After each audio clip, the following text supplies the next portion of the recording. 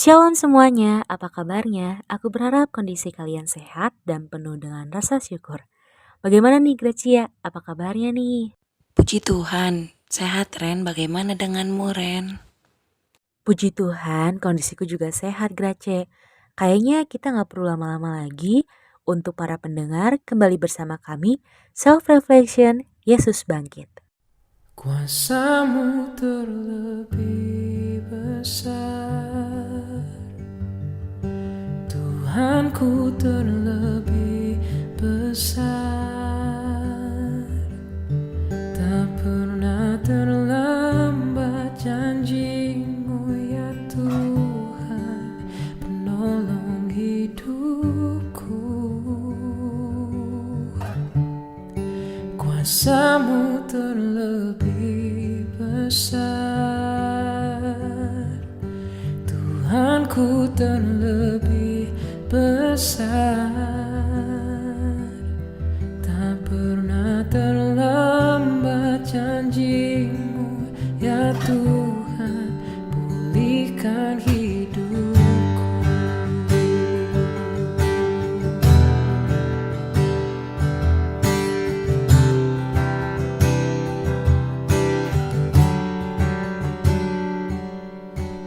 Hanya Kau Tuhan penolongku,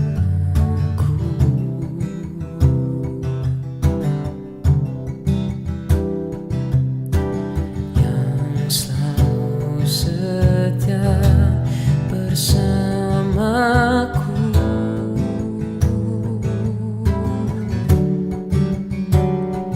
Kasih-Mu yang sanggup merubah kehidupanku.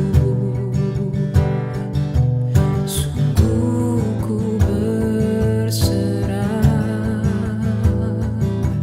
sungguh ku percaya, kuasa-Mu terlebih besar, Tuhanku terlebih besar. Tak pernah terlambat janjimu ya Tuhan, penolong hidupku. Kuasa-Mu terlebih besar, Tuhanku terlebih besar. Tak pernah terlambat janjimu ya Tuhan, pulihkan hidupku. Ku percaya Kau bekerja, mendatangkan kebaikan di hidupku. Ku percaya Kau bekerja, mendatangkan kebaikan, mendatangkan kebaikan. Kuasa-Mu terlebih besar, Tuhanku terlebih besar. Tak pernah terlambat janjimu ya Tuhan, penolong hidupku. Kuasa-Mu terlebih besar, Tuhanku terlebih besar. Tak pernah terlambat janjimu ya Tuhan, pulihkan hidupku. Oh,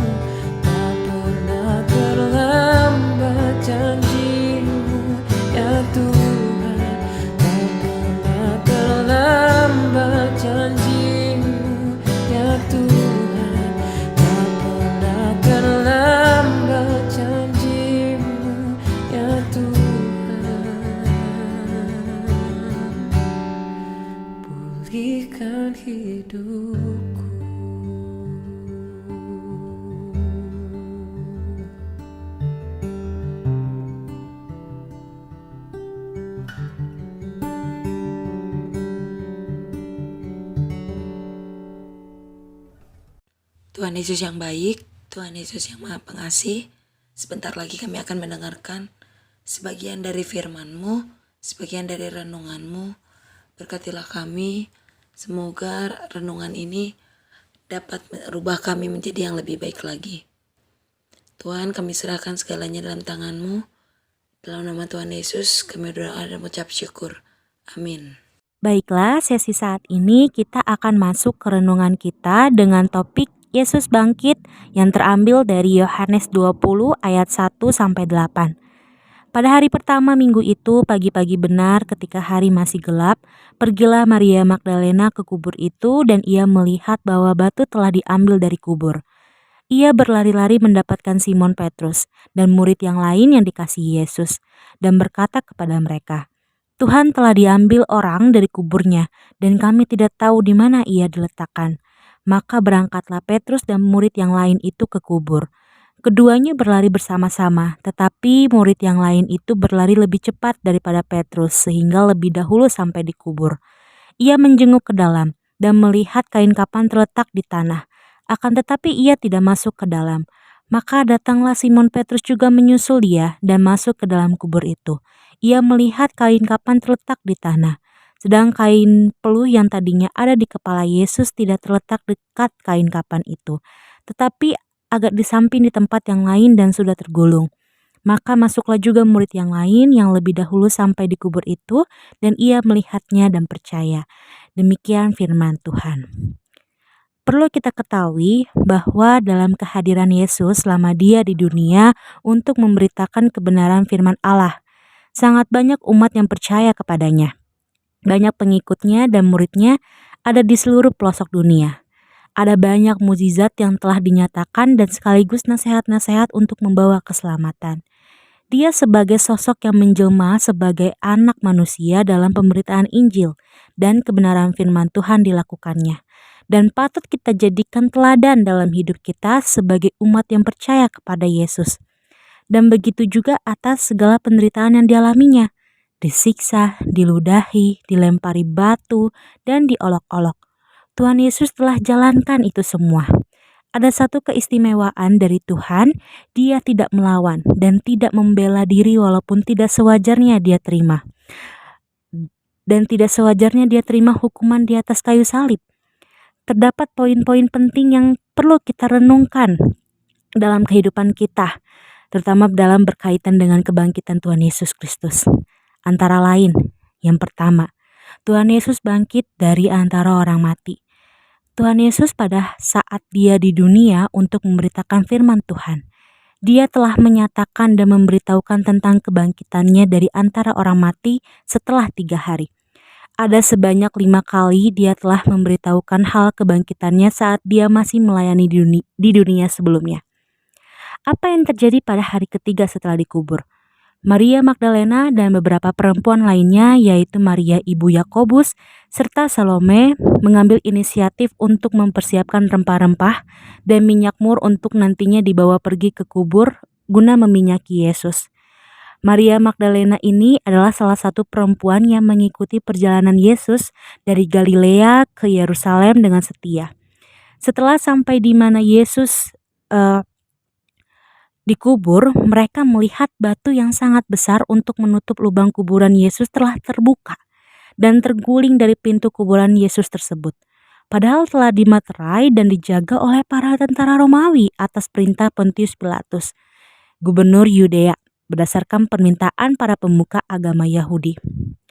Melihat keberadaan kuburan Yesus yang telah dibuka, ia langsung memberitahukan kepada murid-murid kesayangan Yesus, yaitu Simon Petrus dan murid lainnya, dan berkata, "Tuhan telah diambil orang dari kuburannya, dan kami tidak tahu di mana ia diletakkan." Sesampainya murid-murid Yesus di tempat Yesus dikubur, mereka melihat ke dalam kuburan Yesus. Yesus tidak ada. Hanya tinggal kain kafan terletak di tanah, serta kain peluh yang tadinya ada di kepala Yesus tidak terletak dekat kain kafan itu, tetapi agak di samping di tempat yang lain dan sudah tergulung. Mereka baru menyadari tentang isi kitab suci yang mengatakan bahwa ia harus bangkit dari antara orang mati. Itu adalah tentang Yesus. Dan inilah Dan inilah poin pertama yang membenarkan bahwa kebangkitan Yesus merupakan bukti bahwa Dia adalah anak Allah atau dari utusan Allah. Yang kedua, dua orang malaikat berpakaian putih duduk di sebelah kepala dan yang lain di sebelah kaki di tempat mayat Yesus terbaring. Pada saat Maria Magdalena melihat Yesus sudah tidak ada di kuburan, ia menangis dan setelah itu Maria Magdalena melihat ada tampak dua orang malaikat yang berpakaian putih duduk di sebelah kepala dan yang lainnya di sebelah kaki tempat mayat Yesus terbaring. Dan malaikat tersebut mengucapkan sejumlah kata-kata yang dicatat berbeda di Injil Matius, Markus, dan Lukas. Tetapi sebenarnya memberi informasi yang selaras dari sejumlah saksi mata antara lain. Ada jangan takut, terletak di Markus 16 ayat 6. Atau janganlah kamu takut, terletak pada Matius 28 ayat 5. Aku tahu kamu mencari Yesus yang disalibkan itu. Ada di Matius 28 ayat 5. Atau kamu mencari Yesus orang Nazaret yang disalibkan itu. Di Markus 16 ayat 6. Mengapa kamu mencari Dia yang hidup di antara orang mati? Di Lukas 24 ayat 5. Ia tidak ada di sini, ia telah bangkit. Ada di Matius 28 ayat 6 dan Lukas 24 ayat 6. Atau juga ia telah bangkit, ia tidak ada di sini di Markus 16 ayat 6. Sampai seperti yang telah dikatakannya, ada di Matius 28 ayat 6. Lihat, inilah tempat mereka membaringkan Dia. Ada di Markus 16 ayat 6. Atau mari lihatlah tempat ia berbaring, ada di Matius 28 ayat 6.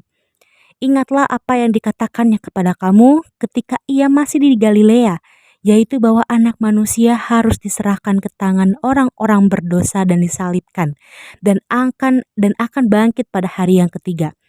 Ada di Lukas 24 ayat 6-7. Dan segeralah pergi dan katakanlah kepada murid-muridnya bahwa ia telah bangkit dari antara orang mati. Ia mendahului kamu ke Galilea, di sana kamu akan melihat Dia. Sesungguhnya aku telah mengatakannya kepadamu. Ada di Matius 28 ayat 7. Atau, tetapi sekarang pergilah, katakanlah kepada murid-muridnya dan kepada Petrus. Ia mendahului kamu ke Galilea. Di sana kamu akan melihat Dia seperti yang sudah dikatakannya kepada kamu. Ada di Markus 16 ayat 7. Itulah yang merupakan kesaksian orang beriman kepada Yesus bahwa kebangkitan Yesus merupakan bukti bahwa Dia adalah anak Allah. Yang terakhir, yang ketiga, ada Tuhan Yesus memberitahukan kepada Maria Magdalena melalui kebangkitannya akan pergi menghadap tahta kerajaan Allah. Sesuai dengan pelayanannya dalam memberitakan firman Tuhan sewaktu masih Dia di dunia, bahwa Yesus setelah bangkit dari antara orang mati, naik ke surga duduk di sebelah kanan Allah, Bapa yang Maha Kuasa, untuk menghakimi orang yang hidup dan yang mati, sekaligus menyediakan tempat bagi setiap orang yang percaya kepadanya. Itulah poin ketiga yang menyatakan bahwa kebangkitan Yesus merupakan bukti bahwa Dia adalah anak Allah. Apa makna yang berarti bagi kita sebagai umat yang percaya kepada Yesus Kristus bahwa kebangkitan Yesus merupakan bukti bahwa Dia adalah anak Allah? Yang pertama, kedatangannya di dunia merupakan bukti bahwa Dia kasih kepada kita. Ia tidak membiarkan umatnya untuk terus terpengaruh oleh kekuatan dan pengaruh kuasa iblis yang selalu merongrong hidup orang kepunyaannya dan ciptaannya. Kedua, ada Tuhan Yesus sebagai teladan yang perlu kita contohkan untuk mendengar dan melakukan firman Tuhan serta memberitakan kebenaran firman-Nya walaupun teraniaya. Kemudian ada Tuhan Yesus rela berkorban mati di kayu salib untuk menebus dosa-dosa manusia. Dan terakhir, dan melalui kebangkitannya setiap orang yang percaya akan hidup yang kekal karena Tuhan Yesus menghadap Bapa di sorga untuk menyediakan tempat bagi kita umat kepunyaannya. Untuk itu, saudara yang seiman dalam nama Tuhan Yesus, jangan sia-siakan hidupmu di dunia ini dengan tidak berarti bagi Tuhan. Semua perintahnya telah disampaikan melalui firman-Nya, berita kebenaran dan tuntunan untuk membesarkan dan memuliakan nama Tuhan. Bacalah firman-Nya, renungkanlah apa yang diinginkan Tuhan melalui kita, dan lakukanlah apa yang diperintahkannya. Dan terakhir, jangan lupa berdoa padanya, karena doa adalah nafas orang beriman kepada Yesus Kristus, supaya kebangkitan Yesus merupakan bukti bahwa Dia anak Allah, saat Dia naik ke sorga adalah menyediakan tempat bagi kita, setiap orang yang percaya kepadanya.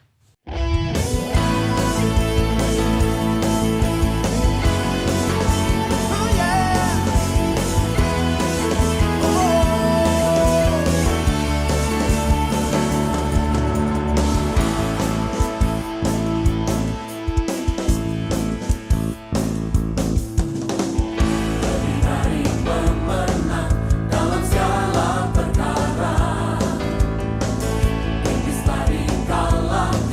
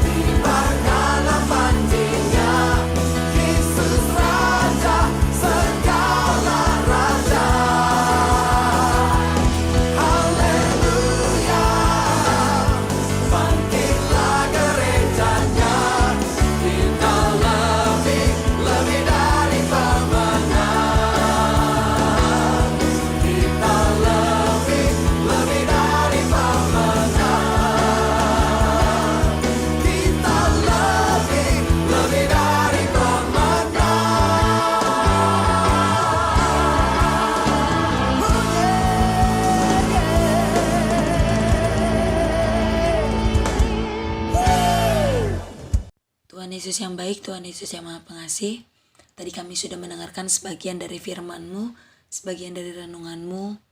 Berkatilah kami, semoga kami dapat menerapkannya dalam kehidupan kami sehari-hari. Dapat lebih taat kepadamu, melakukan segalanya sesuai dengan perintah-Mu. Tuhan, kami tahu kami orang yang berdosa, hapuskanlah dosa-dosa kami, jauhkanlah kami dari para bahaya. Kami serahkan doa kami ini ke dalam tangan-Mu, jadilah kehendak-Mu bukan kehendak kami. Dalam nama Tuhan Yesus kami berdoa dan mengucap syukur. Amin. Terima kasih untuk kalian yang mendengarkan podcast kami. Kiranya Tuhan Yesus memberkati kita semua. See you the next self reflection.